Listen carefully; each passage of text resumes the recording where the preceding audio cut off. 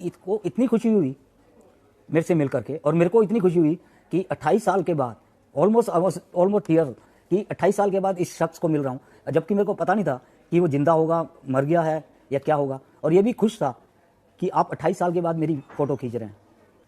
मेरे को bad feel हुआ जजमेंट के ऊपर, सच में, कि पता नहीं जजमेंट क्यों आई, जबकि हमारे पास फोटोग्राफी एविडेंस काफ़ी थे प्रूव करने के लिए, क्योंकि वो इनोसेंट थे, उन्होंने कुछ भी नहीं किया था। जब उन्होंने हाथ उठा करके सरेंडर कर दिया था तो उनको क्यों मारा अभी तक मेरे को समझ नहीं आया। लेकिन मेरे को एक अच्छा फीलिंग हुई जब 28 साल के बाद उस जगह में गया, और मैं वही जगह ढूंढने में कोशिश कर रहा था कि ये गली कहाँ से उन्होंने हाथ उठाए थे। वो फिर मैंने मकान ढूंढा जहाँ औरतें रो रही थी और ऊपर आर्मी वाले थे। खैर फाइनली हमने उन औरतों को भी ट्रेस कर लिया। छोटे बच्चे अब बड़े हो चुके थे, और मेरे को बड़ी हैरानी हुई, जो बच्चा रो रहा था डर के मारे आर्मी में, और वो आज खुशी से मेरे से मिला वो, और अपनी फ़ोटो देख करके हैरान रहा। और उसको थोड़ी है ना, सारी मोहल्ला वो फ़ोटो देख रहा था और उसका मजाक था, अरे तू तो रो रहा था, हैं, छोटा बच्चा था, रो रहा था वो उस वक्त।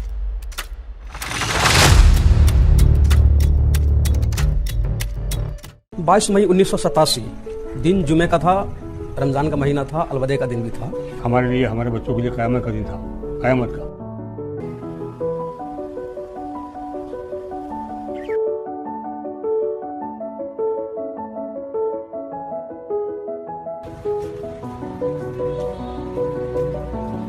बाहर कर्फ्यू लगा हुआ था, बल्कि गलियों में भी कर्फ्यू लगा हुआ था उस टाइम पे। मार्शल्लाह लगी हुई थी कि तो देखते गोली मार दो, तो बाहर गली में भी नहीं निकल सकते थे। जब मैंने दरवाज़ा खोलने के बाद मैंने देखा कि मिलिट्री के 5 जवान राइफल के पास यूँ ताने हुए, एकदम दरवाज़ा खोलते ही हैंड अप, मैंने हाथ ऊपर कर लिए। उन्होंने सारा पूरे मोहल्ले को कवर कर लिया, नीचे उतरो, डीएम बाहर बात करेंगे। बाहर गली से निकलते ही क्योंकि गिरफ्तार हो गया, अब हाथ ऊपर कर लो। अब बोले क्या कि जो बुढ़े और बच्चे लोग हैं वो अपने अपने वो अलग हो जाएं और जवान लोग अलग रहें। 9 आदमी निकले थे घर में से हमारे, उनमें 6 फिर 9 में 6 आ गए, 3 वहीं के वहीं रह गए। उन्होंने कहा अभी आ रहे हैं, 2 मिनट में आ रहे हैं, बाहर चला के कुछ बात पूछनी है। आज 2 मिनट हो रही है, 30 साल हो चुके। मेरा एक भाई था इकलौता, 4 बहनों का एक भाई, उसे ले गए थे, शादी होने वाली थी। एक कमरुद्दीन गया मेरा सबसे बड़ा बेटा, एक रियाजुद्दीन गया।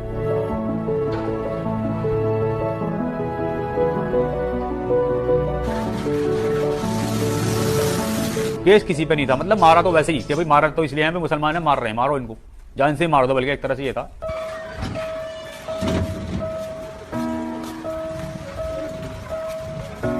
वो लेकर के चला जैसे गंग नहर पे गया, और उसमें से एक आदमी को ना, जो साइड में बैठा था, उसको उतारा और सीने में गोली मार दिया। तो एकदम हंगामा हो गया, अरे ये तो मार रहे हैं। तो उसके बाद फिर वो ऐसे उतार के गोली मारता गया और नहर में फेंकता गया। खून ही खून हो गया था पूरे में।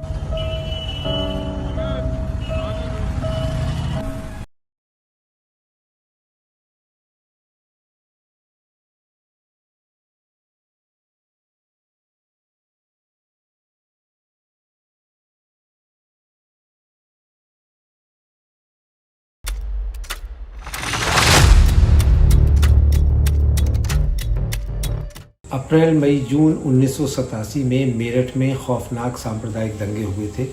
इन दंगों में 350 से ज़्यादा लोग मारे गए थे, लेकिन 2 ऐसे नरसंहार हुए थे 22 मई को हाशिमपुरा में, जिसमें 50 मुस्लिम नौजवानों को पीएसी ने गिरफ्तार करने के बाद गोली मारकर नहर में बहा दिया। जबकि उसके अगले दिन 23 मई को मलियाना में एक नरसंहार पीएसी ने अंजाम दिया, जिसमें 72 लोग गोलियों से मार डाले गए। हाशिमपुरा मामले में फैसला आ चुका है।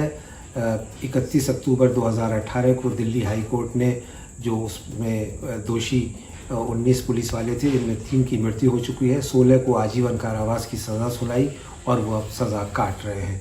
जबकि मलियाना मामले में अभी तक कोई कार्रवाई शुरू नहीं हुई है।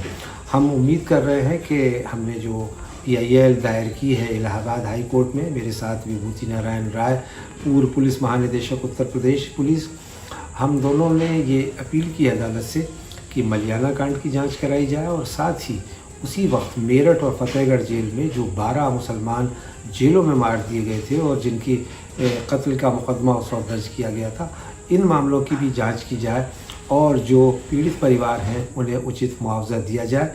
क्योंकि हाशिमपुरा मामले में तो मुआवजा भी मिल गया और दोषियों को सज़ा भी, लेकिन मलियाना के मामले में और मेरठ और फतेहगढ़ जेलों में हुई हत्याओं के मामले में अभी तक कोई कार्रवाई नहीं हो सकी।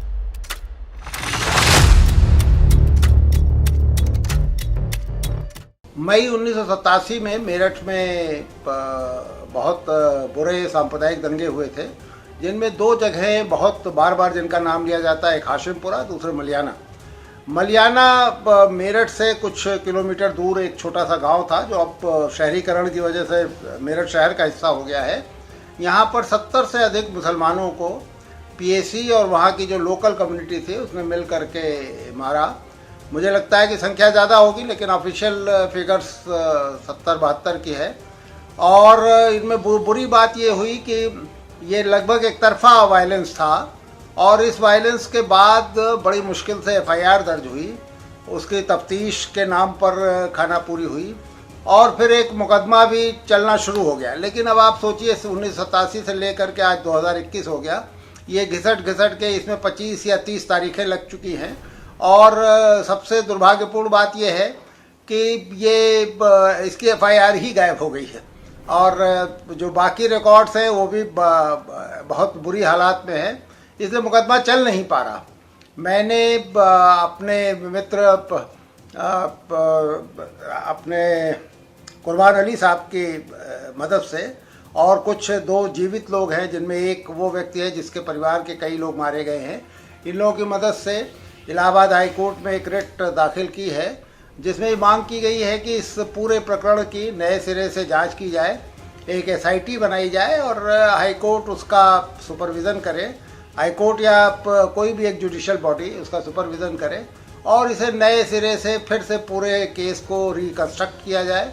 और जो भी अब बचे हुए लोग हैं, जाहिर है कि जो अभियोग जिनके खिलाफ चलाया जाना चाहिए था, उनमें तो काफ़ी लोग मर चुके होंगे, तो अब जो भी जीवित हैं उनको एक तार्किक परिणति तक इस मामले को पहुंचाया जाए, जहां उन्हें सज़ा मिल सके, ताकि भविष्य में कोई इस तरह की हरकत ना करे।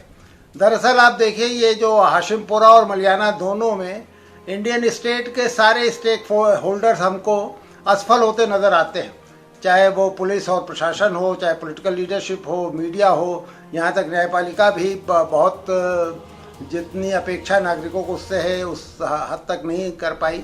तो ये एक गंभीर मसला है, जिस पर मैं मानता हूँ कि नए सिरे से कार्रवाई होनी चाहिए।